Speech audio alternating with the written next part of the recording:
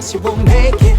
I don't even care where this road leads. All I know is when my heart is gone. So ladies and gentlemen, we have the beautiful Christina Mayers. That's right, Mayers or Myers?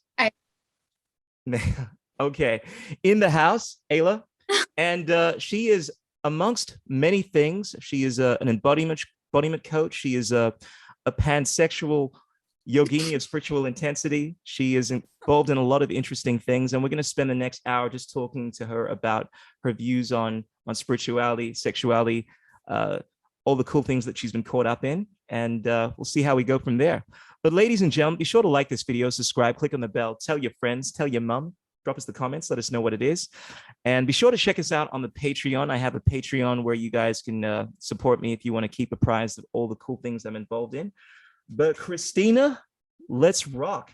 So tell me a bit more about yourself. I mean, I've never really had a chance to explore in detail all the amazing things that you're involved in. So first of all, what is an embodiment coach and what is it that you do? That is a great question. A lot of people don't actually understand what embodiment is, but it's very simple. It's just about helping people to get out of the mind and into the body, into the present moment, so that they can be more present in their body, feel the sensations in their body, feel their emotions, and not get stuck up in creating stories or meaning or being worried about the future or stuck in the past. And there's all different tools that we can use to do that, such as using the breath, sound, touch, and movement. That is so powerful. I only just realized this now, but what you're talking about is essentially what I'm striving to do all the time as an artist. And in fact, what a lot of martial artists are striving to do.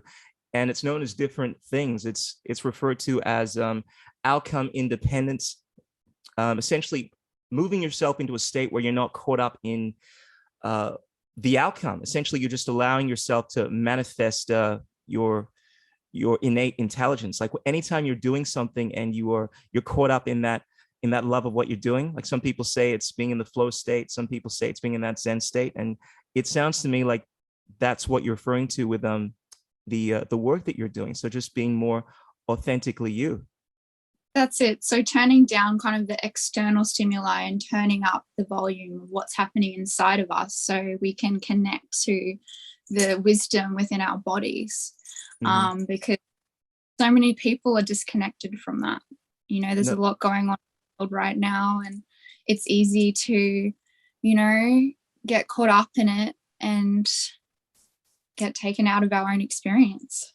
Sure. So is this more of a therapy, or is this some kind of I guess art form? I mean, does this take on the role of helping people get over some of the trauma that they dealt with? I mean, what's the general application that you use this for in your work? Sure. So most people that would come to me would have already been to talk therapy. So they're at a point where they're ready to explore through the body. So like myself personally, you know, I came to this kind of healing journey from a place of trauma. You know, my first sexual experience was not consensual, and I was very young. And I did about a decade of talk therapy, and I was finding myself not making a huge amount of progress. And what has helped me more than anything is this embodiment. And it's just so powerful and has changed my life. And because of that, yeah, I'm really passionate about this work and sharing it with the world and helping others as well. Absolutely. So I take it you would have tried other therapies in regards to getting over the trauma, and this is something that's proven to be the most beneficial. You mentioned you did some talk therapy. I mean, I presume that relates to your typical sessions you'd have with a therapist, counseling, that kind of stuff. Was that effective, and how does, I guess, what you're doing now vary from the talk therapy? So I'm not a psychologist or a counselor, you know, anything like that. when I speak to talk therapy, that's what I'm talking about, like going to a psychologist or Gotcha. going to a counselor or Mm. going to a psychiatrist. And, you know, obviously people need to talk initially. Like, it's definitely something that's needed. Mhm. But what I found on my journey is it's helpful to a point. And then, you know, because at the end of the day, you know, emotion and trauma is stored within the body. So we need to move the body to release that. Absolutely. I was about to make the same point, because it's one thing knowing that you have a problem on a conscious level, but because so much of this trauma is happening on an unconscious, a subconscious level, you really have to get to the heart of that. And things dealing with movement, things dealing with the form of activity where it's basically what I call somatic intelligence, where you're not caught up in your head. That's how you address issues like that. Like one of the things that I find that's really powerful about music to me, which is to me like a form of therapy, is that you move away from your head intelligence and you allow that that aspect of you to flow. And I feel like it's cathartic. I look at a lot of the practices we do in a lot of these spiritual modalities like yoga as being a form of exercising of demons, in the same way that you an exorcist tries to exorcise these negative entities, you know, from your body by movement. Essentially, you're exercising a lot of the neurotic holding patterns. This is what Elliot House, who's a guy that I tend to follow a lot of the work, so he refers to it as essentially you build up all of these neurotic patterns within your body. Sometimes it's through trauma, obviously experiences that you've had, and it affects you on that subconscious, that muscle memory level. And the best way to exercise that sometimes is to get out of your mind per se and into your body, or better yet, realizing that you're actually accessing your mind by accessing your body. A lot of people tend to separate that, but through movement, through, I presume, the work you're doing with embodiment, you're getting it at the heart of that problem where it's happening on that body level. That's exactly it. And, you know, emotions, they're just energy and motion. The thing is, there's a lot of people that they don't want to feel their emotions, you know, so they ignore them, or they numb them, or they push them down. And, you know, what then happens is they get stuck. They get stuck in the body and they bottle up, and then they leak out in these really unconscious ways.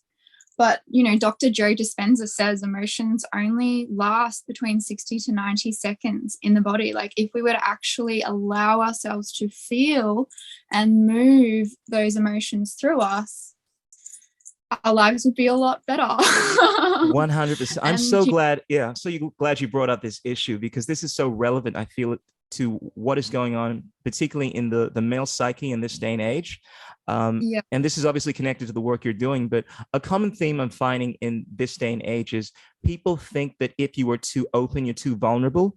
It's essentially a form of a lack of masculinity. Like, there's some guys that have this attitude that by showing your feelings, by actually expressing the fact that you feel a particular way, it's not good. It's not a manly thing to do. And when you build up all of these negative feelings within yourself and you don't express them, you're constantly hiding them.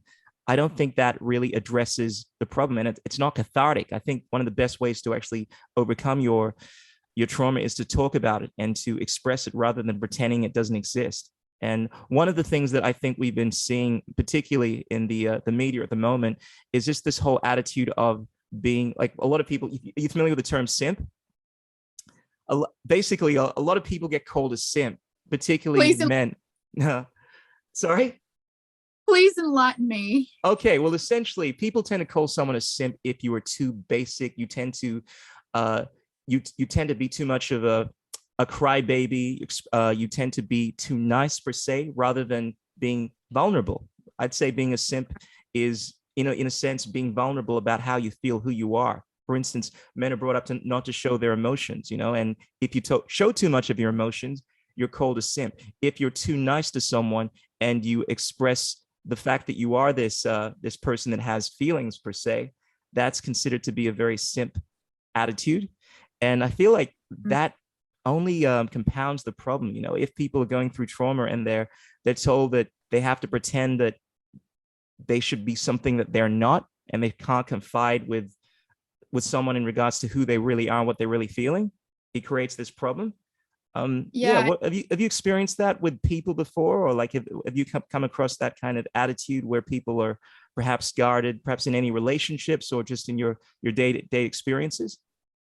look, I'd say all of that is a product of toxic masculinity and these really whack ideas that people have of what it means to be masculine or a man. But, you know, the truth is there's so much strength in being vulnerable, and there's so much intimacy that can be gained by being vulnerable. And definitely, you know, in my life, in relationships, I've experienced men who are quite, you know, guarded and don't want to talk about their feelings. But, you know, nowadays I'm not even attracted to men like that because I just find them to be, you know, emotionally unavailable, and I want to create that depth and I want to create that intimacy, and that requires someone who is able to speak to their emotions. But in saying that, you know, that's from a place where, you know, they have a conscious awareness and they know how to move through it. So they're not just stuck in a state of like victimhood and stuck in story and looping over the same thing over and over again. They're like able to see their patterns and be like, okay, this is what's happening for me and this is how I'm gonna, you know, move through it, or this is how I desire to support to move through it. Mm.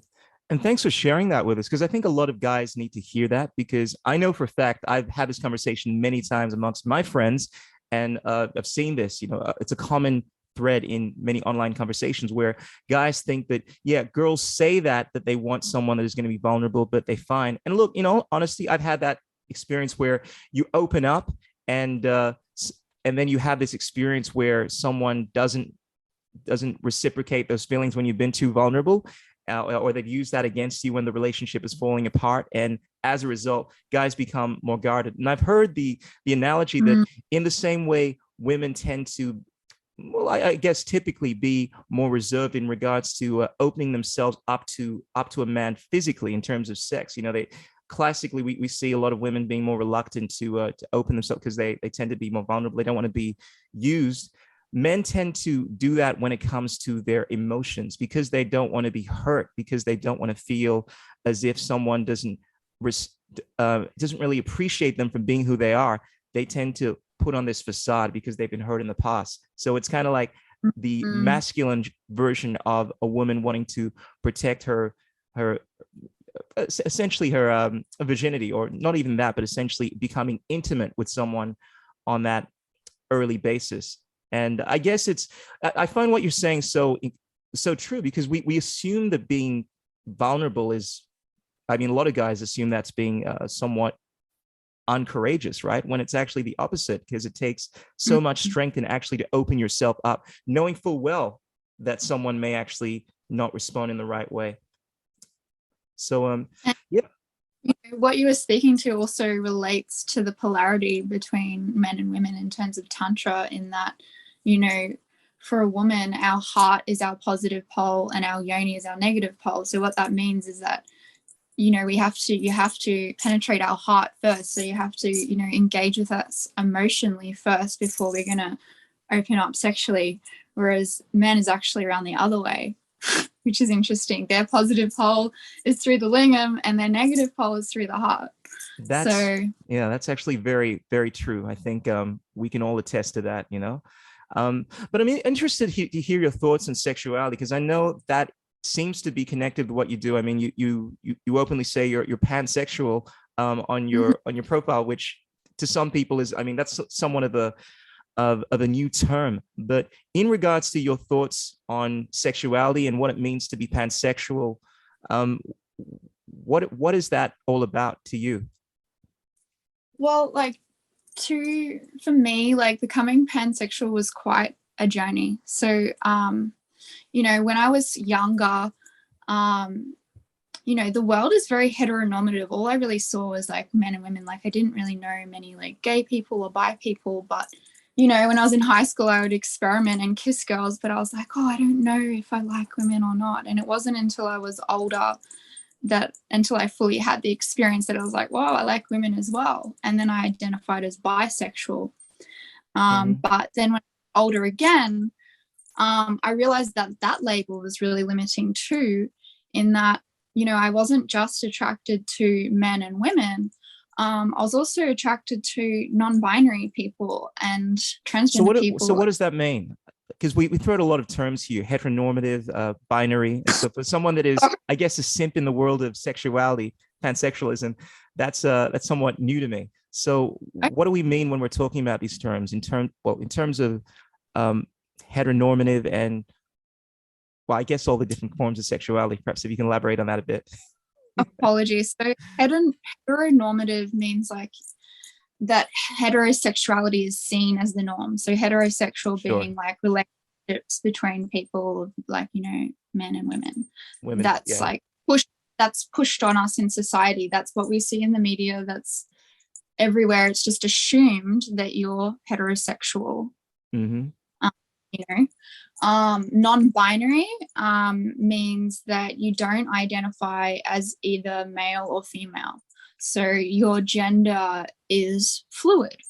And you know, so is that in terms of like when I speak about sexuality, I mean, there are, I guess, different ways of defining that, but are you speaking about what you were attracted to in terms of what you sexually go for, or are you talking about like your biology? I mean, I think most people would see you in being a beautiful woman having what I call feminine features, and they would attribute that to one sex. You know what I mean? But how you interpret that in your understanding of sexuality? How does that work? So sexuality and gender are like two different things, right? Okay. So like personally, I identify as a woman. I was born a woman, so I'm cisgender. I'm female. Sure, I get that. You know, some people are born one sex, but they don't identify with that. So say someone was born a woman, but they want to identify as non-binary. Sure. Or they're born as a woman, but then, you know, they actually feel, no, I'm a man, and then they transition and go on that path. Sure. You know, whereas sexuality is like, yeah, who you're attracted to. So for me, in essence, it's really simple. I'm attracted to people. I'm attracted to humans. You know, genitalia is irrelevant. Like, I'm attracted to souls. You know, it doesn't matter what you have in your pants. If my soul aligns with your soul, I'm attracted to you. So that's why I'm pansexual, because I'm attracted to all genders. That's interesting. And whereas people that are bisexual, they're attracted to their own gender and the opposite gender. So that's exclusive of, does not include, you know, non-binary people. Sure. So essentially with pansexualism, there are no limitations when it comes to the attraction to the different types of people. It's not limited to one sex in terms of male or female, and it's not limited to one gender. It's essentially, I find you attractive because of what I see within your soul and the way that you express yourself. That's exactly it. And, you know, I only recently started, I guess, relating with non-binary people, and within like the past year or so. And when I did, it was like actually the most beautiful experience, because like sexually I could feel both the expression of the masculine and feminine. And, you know, at the end of the day, we all have these energies within us. And it's just, you know, that's how they choose to identify. Sure. I think a lot of it comes down to the definitions, like how people interpret the word masculine and feminine and sex. But I fully understand what you're saying. And it's interesting to me because I think when we're looking at sexuality or attraction, I think that's a better word for it. The way I look at it is, as far as attraction goes in terms of being drawn to someone, finding someone attractive in terms of them having a pull, that can be on a non-sexual or a sexual level. And I think I want to generalize here, and I want to say that I think when we're dealing with males typically, and they've actually done a lot of tests a lot of surveys regarding this kind of stuff. I think they tend to be more, they don't tend to be as fluid when it comes to their attraction. Like I heard of a survey one time that was done where on a scale of 1 to 5, obviously these things are very difficult to weed out because people may not give the most accurate answer. But let's say with 5 being extremely heteronormative, so attracted to one sex, and 1 being more fluid, I guess like yourself, they found that whereas males would answer more on the 4 or 5 spectrum, so being far more on the heteronormative, they found that women would answer more on the 2, the 3, or the 1, meaning that they're more fluid. And I typically, at least in my experience, I found that whereas with the interactions that I have with my male friends, they tend to look at attraction in terms of on the sexual level anyway, which I always try to make a distinction between in regards to the just on an attraction level, because I'm attracted to everything like yourself. Like I like beautiful, whole things in terms of things that are wholesome, you know, things that are that vibrate on a high level, things that have a mutual level of affinity with me. You know, that's something that draws me to myself, you know. But in terms of sexuality, as far as attraction, I find myself being attracted more to one sex. And I find that generally, at least the conversations that I've had with guys and what I typically see with my guy friends, which varies more so from my experience anyway with women, is they tend to lean more so towards the heteronormative. What do you think about that? I wonder if that's a result of a lot of internalized homophobia. You know, the bisexual woman is so fetishized. Everyone wants a woman that's into, you know, women and men. But the bisexual man, there's actually, you know, there's a bit of stigma around that, you know, there's a bit of like biphobia. And, you know, a lot of men feel a lot of shame around, you know, sexual activity that's, you know, for example, around their anus and stuff. But there's actually so much pleasure in that region. And a lot of that stems from homophobia, like having this like prejudice against male and male sexual interactions. And I've met a lot of men that, you know, have this desire and have this attraction, but then they also have this shame, so they're not willing to explore it.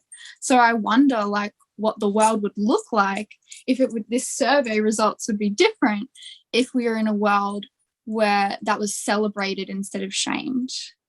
Well, I think that's definitely true. I can attest to having friends that have been very shielded in regards to speaking openly about their sexuality, their bisexuality, and then others that have been just far more fluid, as far as open rather, speaking about this kind of stuff. And I think part of it is the, we'll call it what you will, toxic masculinity, or just the general social themes that we see in the West. What's interesting is you have a look at certain cultures. Like I know the Navajo Indians, they actually had this understanding that there weren't 2 sexes in how we would classically deem that here in the West. They actually spoke about 4. So essentially you'd have male, female, then you would have male with, I guess what you'd call gender, an attraction towards males, and then you would have female with attraction towards females. You know, there were actually 4 genders, or I guess. And it's interesting how that was actually accepted within the community. But up till more recently, we've always kind of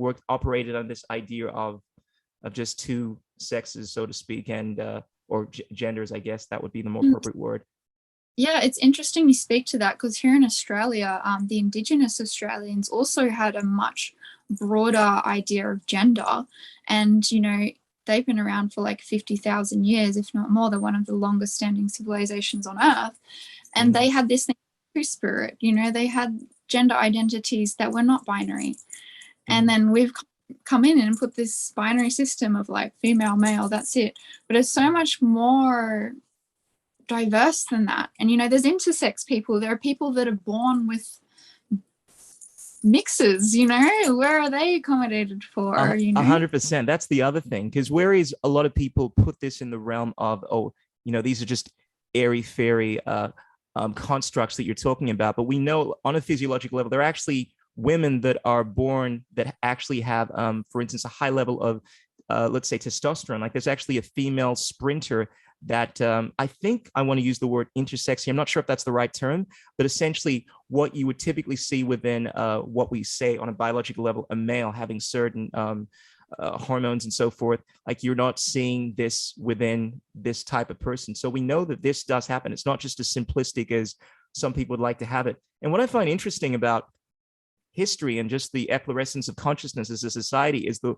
we learn more and more, not just about the world without externally, but also within. We've learned that there's a lot more to our physiology, our psychology, as we've gone about through the years. You know, there was a time when we thought there were these limitations within the physical body that, I guess the classic example is that men could not, or anyone for that matter, could not run. Like they actually thought that you could not run a mile under 4 minutes. You're familiar with the 4-minute mile story? And then someone actually broke that. And then we realized, it's actually possible. And we've also done this in terms of technology, people thinking that less than 100 years ago, you couldn't go more than, I think it was 20 miles an hour. Otherwise, you would essentially just not work. You find that these limiting beliefs are often constructs that we form. So it's always interesting to me when we learn more about people, their psychology, and rather than branding them out as being, I mean, we have these words like heteronormative, meaning that this is the norm, but realizing that essentially what we deem as being normal may not be as normal as we deem it to be. And but, I believe that someone who's intersex, that's their biological sex, that's just as someone who's non-binary, and that's gender expression. You know, just because they're not born that way, it's not like they're equally as valid in my eyes. Sure. So someone that has gone through this journey where you've discovered your sexuality, have you come across any resistance from your peers, from your family in regards to your sexuality? Like, have you been judged a lot? What are some of the pitfalls that you've come across coming into yourself? When I came out to my parents as bisexual, and my mom was horrified. You know, she always had this vision of me, you know, the husband and children and the white picket fence and all of this stuff, and I'd just fully come in and just obliterated that. And she was like, "Oh no, you're not bisexual, this is just a phase, like you'll get over it, you just need to meet the right man." And like a decade later, I'm like, I'm pretty sure I know who I am and what I'm about. You know, it's been a journey, but you know, over time she's become more and more accepting. I think that was easier for her to accept. Like, she's now accepted me as pansexual. She struggles a little bit with the non-binary stuff. I think it's a generational gap, but what she definitely doesn't accept is like my polyamory. That is just like, she said that to me. It was one thing if she was pansexual, but when you throw in polyamory as well, it's just too much for me. Yeah, let's get into that, because that is quite a taboo topic, right? Because we come into this this age where, well, at least in the past, there was kind of like this taboo around, particularly with women. You'll find that I think women tend to do this more with each other than anyone. You know, they tend to be so judgmental when it comes to women having more than one partner. There was a time, at least in the West, where it was considered weird for women to have more than one partner per se. You know, they expected you to be with someone for the rest of your life, kind of thing. But obviously, we've changed a lot over the last few decades. But we've moved into this age where I still feel like there is taboo around this topic, because we have this idea that essentially people get married to a male gets married to a female, and they live happily ever after. They don't divorce. They don't have, God forbid, they don't have any other sexual partners. And if they do, shame on you. You're going to, particularly if you're a religious person, you know, you're going to suffer the torment of hell and brimstone and all that kind of stuff. And I'm guessing that's something that you may have confronted, not just from your family, but from your friends. I mean, what has your experience been like in the polyamory scene? It's definitely, you know, I'm in the minority. You know, majority of people in society are monogamous. Well, that's something that I find very interesting, because whereas we say that, I think there's a distinction between how people behave and what people actually are. Like, people say that they're monogamous, right? But more often than not, you'll find that they act as if they're not, in terms of not having the same partner for life. And they tend to be with other people, but they try to maintain monogamy. So we say that they're monogamous, because more often than not, you have a look at the proclivity that most, I would say, men and women have, is that they, at some point in their life, they do want to be with more than one person, but we say that they're monogamous, even though their actions are not always consistent with that. So it's in. So what do you think? Do you think people are typically, on a normative level, they lean towards polyamory or monogamy? Well, this is we could do a whole podcast about this. And, I'm very interested in this topic because I've had very interesting debates with my friends about this. And I often bring up a researcher called Christopher. He's got this book called Sex at Dawn. I'm not sure if you're familiar with it. Yeah, I read the book, but I've been told by many people what I'm saying sounds like it comes from the book. Well, yeah. And there's actually a lot of research to support this. In terms, people always look towards our ancestry, but they realize that the human ancestry is very diverse. There are certain norms in certain cultures that are completely different to other cultures. And you find more than anything, we are a product of our environment. And what people say to be DNA is often something that has been shaped by our culture through, and it's not consistent throughout all of the human DNA in terms of having a proclivity to one kind of way being, if you understand what I'm saying. When we speak to that, sometimes people didn't mate for life. Evolution happened because people mated with different people until they got the strongest genes. I think personally, naturally, that it's definitely capable for people to be in love with more than one person at the same time. And the person I was 5 years ago is so different to the person I am today, and I'm forever changing. And one person ever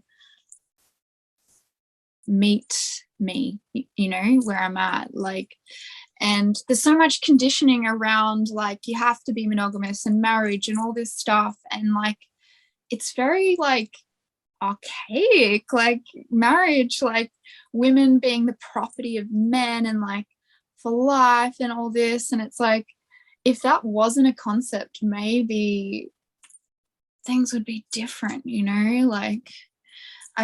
I feel like polyamory for me just feels so much more free and less restrictive. I can be friends with someone and it can turn into a lovership, or it can go back to that. There's no restrictions, whereas if you're in a monogamous relationship, it's you cannot, there's no room to move, you kind of thing. I think a lot of people's ideas around this are created through indoctrination, religion, as opposed to reality. And I find more often than not, when it comes to what people actually feel, like I alluded to this earlier, people do have this proclivity to be with, let's say, more than one person.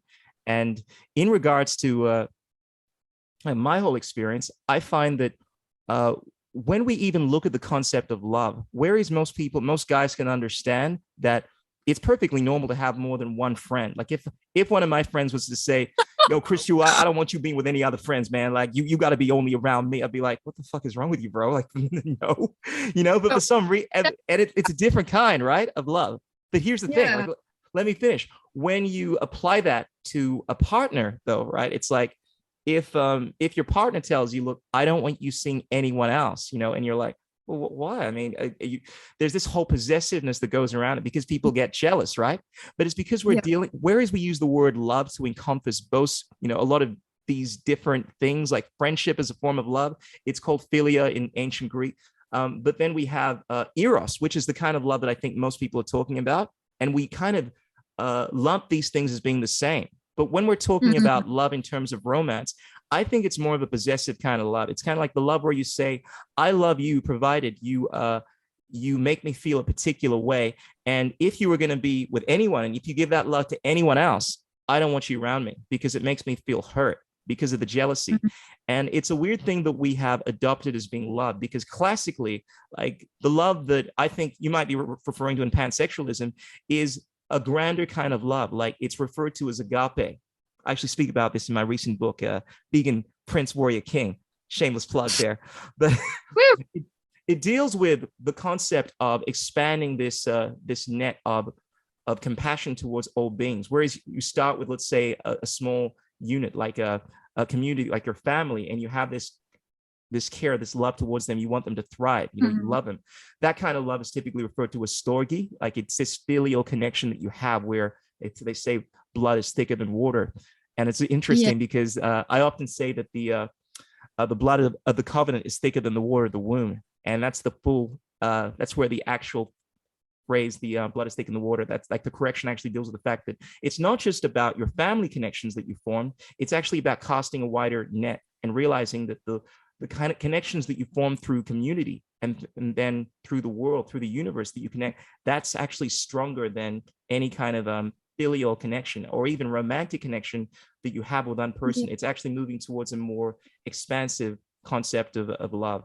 But I just think it's important to, so because of that, when I look at love, like real love, I don't limit that to one person. I tend to be more polyamorous when it comes to that. Like when it comes to, I'm not the possessive kind of person, you know, like I do enjoy, in the same way I enjoy being around certain friends, I enjoy being around certain women, individuals, and the idea of having to, I think relationships are transient, so they often change, and the idea of wanting to remain stagnant, and when things change, getting angry, that doesn't serve you. That's kind of my perspective on that.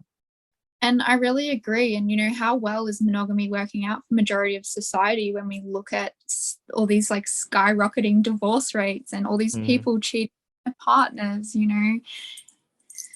There's so much, you know, and like you said, it's this possessiveness, it's all these conditions. It's like, I will love you on these conditions, whereas polyamory, it's like unconditional love. Like it's more expansive, there's more room to grow, and, you know, acknowledging relationships for what they are. They're there for a reason or a season, you know, allowing ourselves that room to move.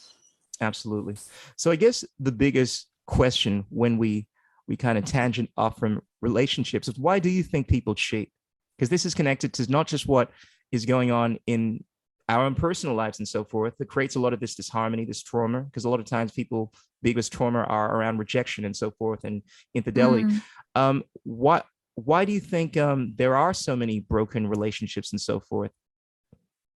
Well, I think people are indoctrinated to believe monogamy is the only way, and then they get these feelings for other people, and instead of being able to talk about that and kind of like negotiate that, they do it in the shadow, they do it behind closed doors, you know. And it's a natural thing to have feelings for more than one person.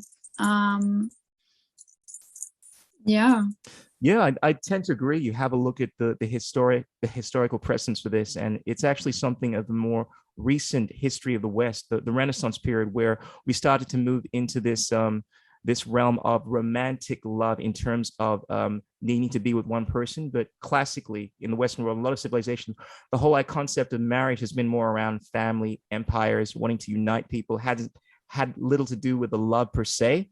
But then we moved into this realm of, sorry, I missed that. It's all about property. Very much so. Very much so. But just moving on from that, like I know another interesting thing that you're really involved in is lore. Like I love to talk about people's journey and how they've gone through this metamorphosis in my podcast. And I know you started off being, dare I say, a normie, in the sense that you were obviously straight. You were more kind of caught up in the general way of seeing things before you moved into this pansexual kind of hippie worldview where you're more transcendent in your ideals, not limited to any kind of concepts per se. But I know that a big part, even now, of your interest, your work has been connected to, I guess, lore, or perhaps a specific kind of lore. What does that involve? Well, I guess, you know, when I was younger, I was smart and got sent to a talking about, girl, you smart right now. You're evolving more. You're only a conscious spiritual intensity kind of smart now, well, like, which is even more so. Where I was going with this is I was at a private school, and, you know, I did legal and I really loved it. I was in the debate team, like super nerdy. And I got a great OP, so I went and studied law because that's what my parents were like, that'll get you a good job, you know. And being the good little girl that I was, I went off and did that. And you know, I worked in law firms for a bit, but as I got older And as I got more, I guess, awake, I became pretty like dissatisfied there, because it was just like really conservative and this massive boys club, and I didn't fit in. I was getting in trouble for like, you know, standing up for things that I thought were wrong. And That's interesting to hear you say that it's a boys' club in the typical law environment, because you do find there are certain sexes that gravitate towards one kind of institution. Is that the case with would you say, the legal side of things, at least from your experience? And do they have a particular way of seeing the world that kind of clash with yours? There's a lot of women that study law, but if you look at all the law firms and the kind of senior associates and the people up high, they're all old white men. And you know, me at the time being like this like little feminist and like starting to like find my way in the world, I was like, what is going on here? And you know, there was really racist things being said, and yeah, I wasn't really fitting in. So I left that. I went to government for a bit. I went to work at the Department of Environment because I was like, I care about the environment. I'm going to go and, you know, help the people of Queensland and look after the environment. And, you know, I went in there very like naive. And a few years later, I came out and I was like, whoa, the government's really not doing things to protect the environment. They're doing things like, you know, approving the biggest coal mine in the Southern Hemisphere when we have all this climate change, and like they're approving all these because a lot of people had that experience, yeah, to be demolished when they're an endangered species so we can build some houses. And, you know, then I started getting into activism, and like I was getting in trouble because I was like protesting against, you know, Adani and things the department was approving when I was working there. So I was like, this is messed up. So I ended up leaving that. And I didn't know what to do with myself. I was like, I care about the environment. I have this law degree. What do I do? And yeah, I went to this conference called New Kind in Tasmania, and it's really cool. Brings together all these like activists and academics and Indigenous people. And I went to this lawyer's talks. I went to all his talks, and I like told him about my story, and he was like, here, go and, you know, join this environmental not-for-profit in Brisbane. So that's what I did, and it feels like a lot more aligned. And yeah, we're the only Earth Laws organisation in Australia, and essentially what we're doing is we're building a whole new system. So a system that centres the Earth, that looks at the wisdom of First Nations peoples, that works with the best science that we have in terms of planetary boundaries, and is building a system based on place. So what needs to be done in this place for the nature to thrive? And that feels like really good in my heart, and I feel super grateful that I get to do this work, and it's been quite a journey to get there. And yeah, as I've become awake, if you will, I've become clearer on who I am, and I've found something that aligns with my values. So yeah, super, super grateful I get to do that work.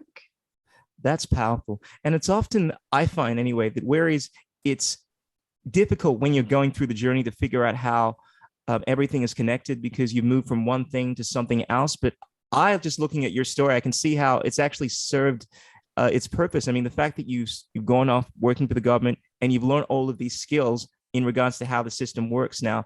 And now you're actually, whereas that may not have been what you wanted to do, the kind of stuff that was going on in the government, you've used those tools in order to actually fight for something that I know you're very passionate about, that is obviously aligned with this new person that you've emerged into, and it's actually serving your highest purpose. I think that's the most important thing, to do something that you're not only good at, but aligns with your passion. And it's something that I'm finding myself trying to move into at the moment. And I think a lot of people, particularly the last couple of years, that have had more time to take a step back and try to figure out what they're doing, they've realized that, it is important to live a life that serves a higher ideal, you know, rather than just trying to make a dollar and so forth. But, you know, I would be remiss if I did not discuss your journey into the whole plant-based, vegan, vegetarian kind of lifestyle, because I know that's been a factor for you as well, right? Like you've become quite the the B gangster, as I like to say. What was your experience? Is that another thing to add that your parents were like, oh, very disappointed about? Here you are being a bisexual, you know, then you become like a earth hippie defender. Now you're what? You're eating rabbit food. Oh, you're Yeah, giving your parents a lot to deal with. What was that put them experience like? veganism was a huge part of my spiritual evolution, 100%, you know. Before I was vegan, I was so depressed and anxious and, you know, dealing with, you know, I was working in the corporate world and I hated it, and I'd go out and I'd drink and I'd numb myself and I'd party. And then I found veganism, and it was like my whole world like changed, you know. I stopped contributing to the suffering of animals.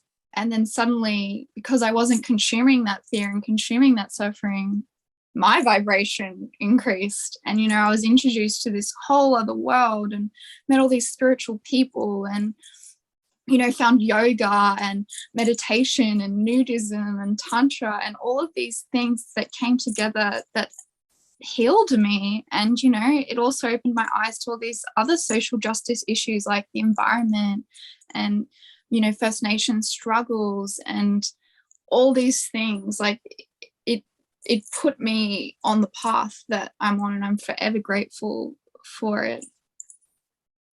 That's powerful. I'm sure you must have had some challenges along the way, though, because I find a lot of the times when you are on your right track, the right purpose, that's often when you come across the most resistance. You know, there's this idea that, you know, sorry, go on. At the start, it was challenging. You know, I grew up in an Aussie family eating like sausages and roasts and all this stuff. And to like go from that to, well, I actually went from vegetarian to vegan. My vegetarian journey was about 6 years. So I've been vegan for 5 now. It was that damn addiction to cheese. It's that, what's that substance in there that's casein. as addictive as casein, the casein. Yeah. But anyway, yes, it was a huge, like, you know, challenge for my family to accept. But going vegan, actually, like when I had the support of like, there was actually a woman that I was seeing at the time that converted me, having her support, you know, she showed me all the vegan restaurants. She showed me how to cook. We'd go to activism together. Then through activism, I found a whole community and I actually ended up finding myself in this like vegan bubble, which I've now kind of expanded from. But yeah, having that support definitely helped. I don't think it would have been as easy if I was on my own. No doubt. I think our environment plays a huge role in the direction that we go. I find, though, that we definitely come across challenges like in all of our journeys. And there are times when, like, I've been finding as of late that there's been this disconnect that I've been having. You know, there are all these things that are going on in the world right now. And you find because you are changing, people often change and you don't change in the same direction. You know, I mean, I like to believe that sometimes like there's nothing in terms of you losing your friends. It's just that you end up vibrating in a different way. And as a result, like it's a product of, you know, physics. Like when you can't have two things in a very different vibrational state, you know, having harmony creates disharmony. So essentially you phase out and you no longer have them in your life. And it's something that I've gone through, but there's also been this tremendous difficulty of growing into myself, not having the same community that I have around me, or that a community per se. And I find anyway, my journey has been realizing that, you know, if I don't have a community, ecosystem, sorry, not an ecosystem, but essentially a community around me, then you have to walk your path, you know, nonetheless. I think one of the hardest things is when people don't have that support around their friends. I mean, you obviously didn't have it with your family, that you found people, but they still make the change, you know. But I think it's beautiful that you were obviously able to get the support. And I know the kind of individual you are, you know, the kind of strong person you are. Like you're someone that is going to find your own path regardless of where you find yourself, what a community you find yourself around. And that's it, you know, I'm not really in that vegan bubble anymore, but I will be vegan for life because, you know, I can't go back. You know, I can't be a reason for another life to be taken or to cause suffering. I don't want to cause harm to the environment. I don't want to cause harm to my own temple, my own health. Like, sure. is so like core to who I am. Vegan for life. Oh, I love it. I love it. One of the things I often hear from a lot of people that are like, "Oh, you one of these like rabbit eating people," is that, well, there's always like something that you're going to be facilitating in terms of harm. Have you heard people throw that at you, that like just because you're vegan doesn't mean you're not harming the planet and so forth? And how do you I hear respond to people that have that attitude? Because the reality is, I mean, regardless of what we're doing, you know, whether you want to call yourself a flexitarian, vegan, vegetarian, feminist, I mean, there are all forms of, there's always going to be something in this kind of system that we're facilitating, even just through the taxation system, you know, funding yeah. industries that are just stripping the environment and so forth.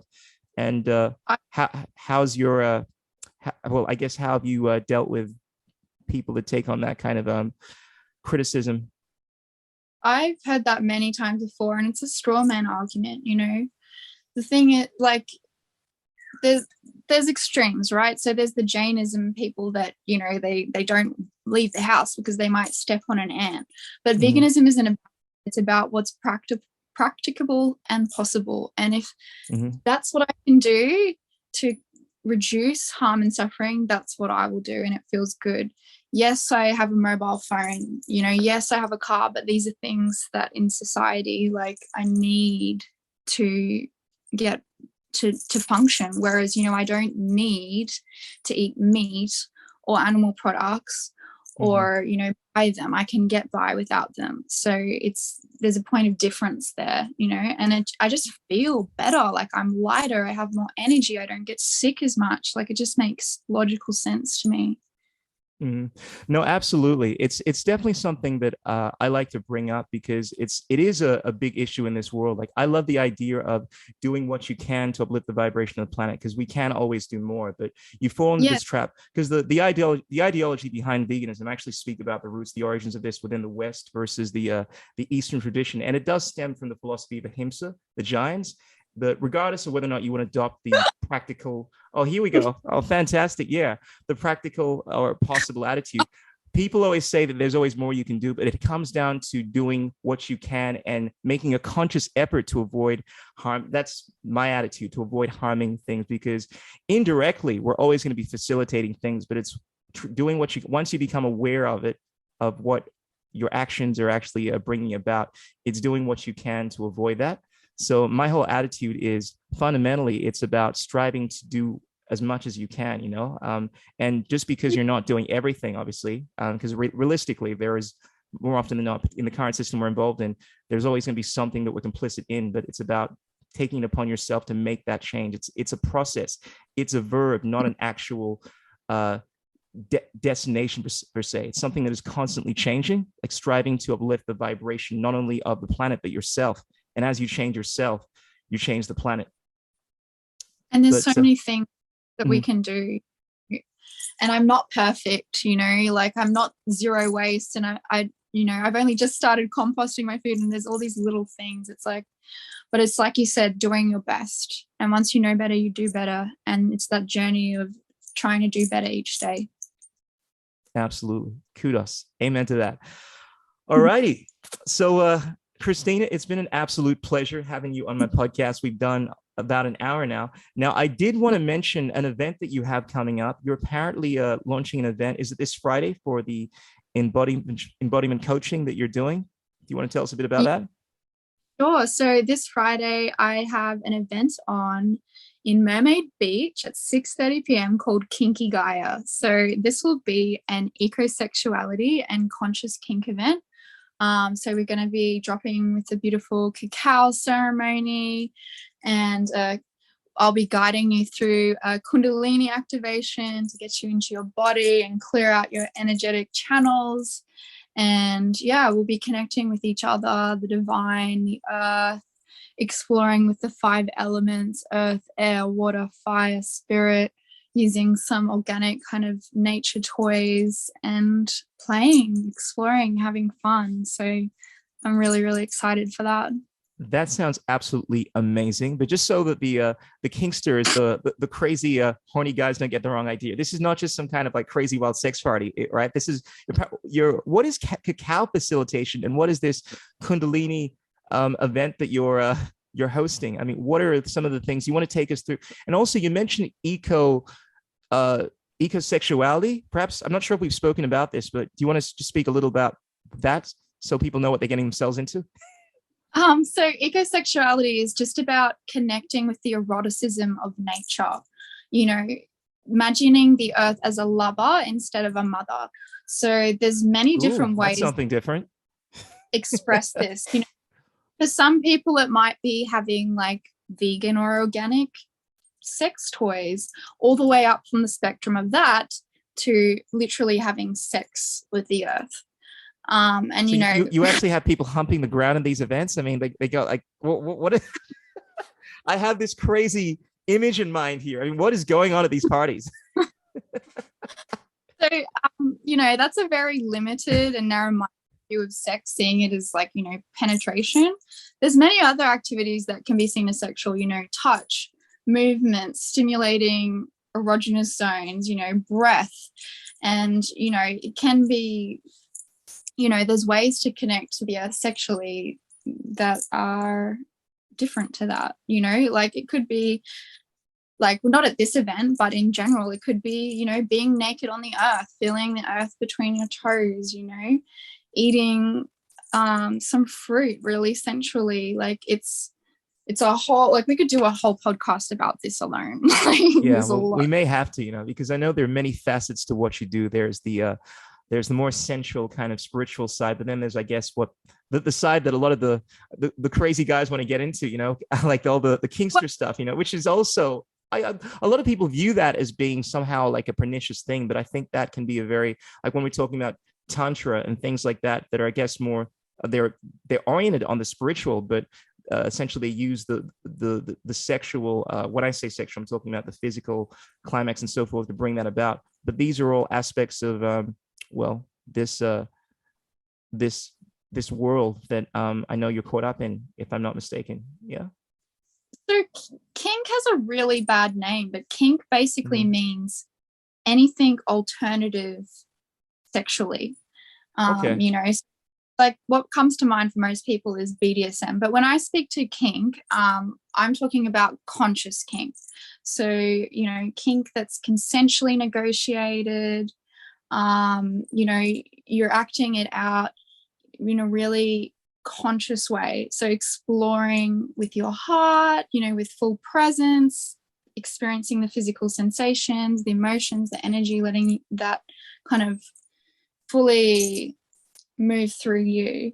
And it can be a gateway to huge self-development, you know, discovering parts of ourselves, coming into ecstatic experiences, reaching altered states of consciousness. Like this isn't like a sex party or a bunch of horny dudes, you know, sitting around.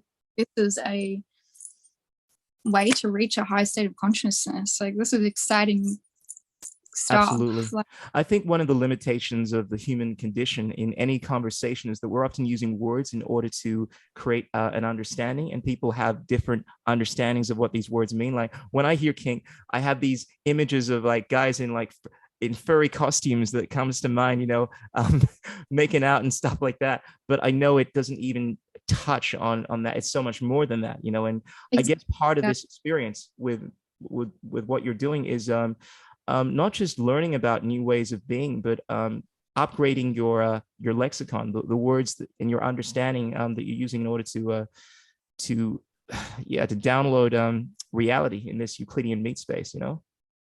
and really, like all my work is about teaching people to come home to their bodies, to connect to the earth, connect to their pleasure, so that they can evolve. Like it's as simple as that. Absolutely. I love it. It's about evolving. It's about spirituality. It's about returning to your center, yourself. Christina, you are a beautiful goddess of spiritual intensity, and I love all the stuff that you're involved in. Thank you for being authentic. Thank you for being you, and thank you for coming on the Crystal Journey podcast. And I look forward to more of these kinky, in the most beautiful sense of the word, conversations in the future. You're so welcome, and thank you for having me. I really appreciate it. It's been a pleasure to chat with you. Likewise, namaste. So if people want to get a hold of you, I got your details. You're obviously on the Instagram. Are there any other sites that you want to drop, any other contacts? Yeah, Step through. Kundalini me on Instagram, and I just joined TikTok thanks to your influence. So I'm Kundalini Kitty on there as well. Kundalini.kitty. All right, I'm going to put the details down below. Ladies and gentlemen, check her out. This amazing goddess. She's going to upgrade your mind to a whole new understanding of reality and get you immersed in this this spiritual kinkster, spiritual intensity world that she's involved in. Christina, thank you so much. It's been an absolute pleasure. All right. Welcome. I'm just going to wind this thing down. Mwah. You won't work it, don't break the rest, you won't make it. I don't even care. Where this won't lead.